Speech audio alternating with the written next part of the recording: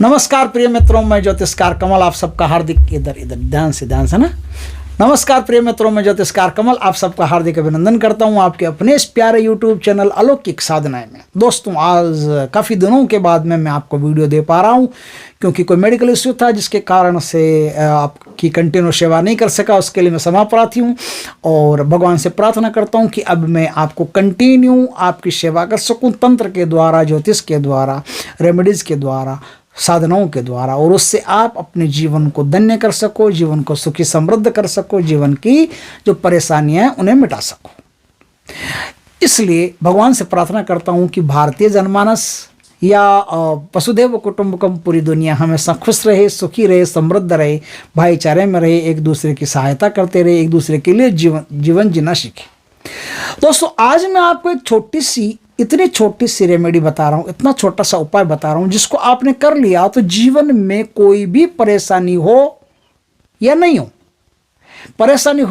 हो, अब देखिए क्या होता है कि कई बार क्या होता है, हमारे जीवन में जब परेशानी होती है ना, तब हमको कोई बाबा याद आते हैं, गुरु याद आते हैं, भगवान याद आते हैं, उपाय याद आते हैं, ज्योतिष याद आता है, तंत्र याद आता है, सब कुछ याद आता है।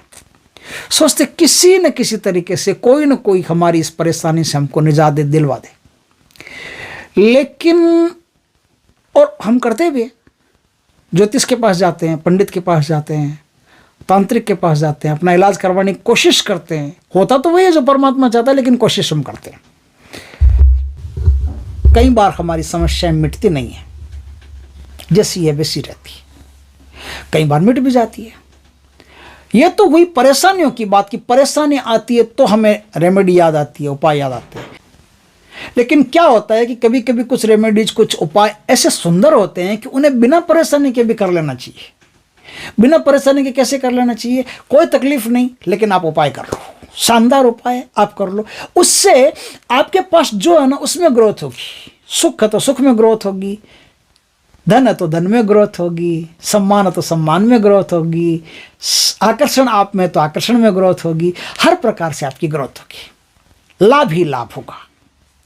और इतना लाभ होगा कि आपको उस लाभ से धन्यता प्राप्त होगी। आपको ऐसा महसूस होगा कि भगवान की दया से सब ठीक है और ठीक में भी ठीक होता चला जा रहा है। तो ये जो उपाय आज मैं बता रहा हूं, ये दीन दुखियों के लिए तो है ही, सातों सुखियों के लिए भी है।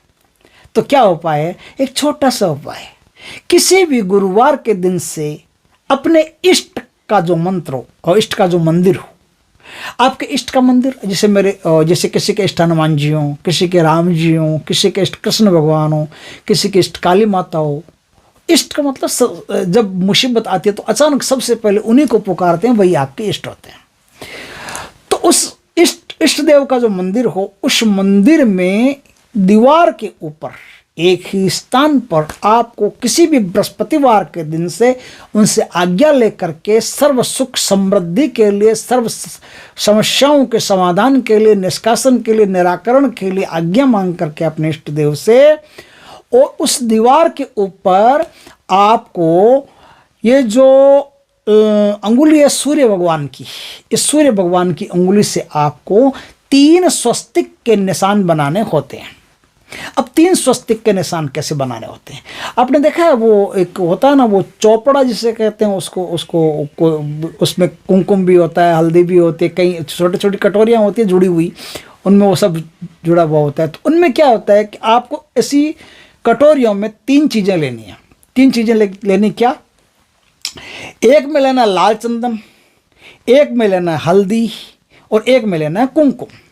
तो आपको सबसे पहले कुमकुम से, फिर हल्दी से, फिर चंदन से, ऐसे 3 स्वस्तिक का निशान बनाने हैं, और 31 दिन तक लगातार ये निशान आपको बनाने हैं।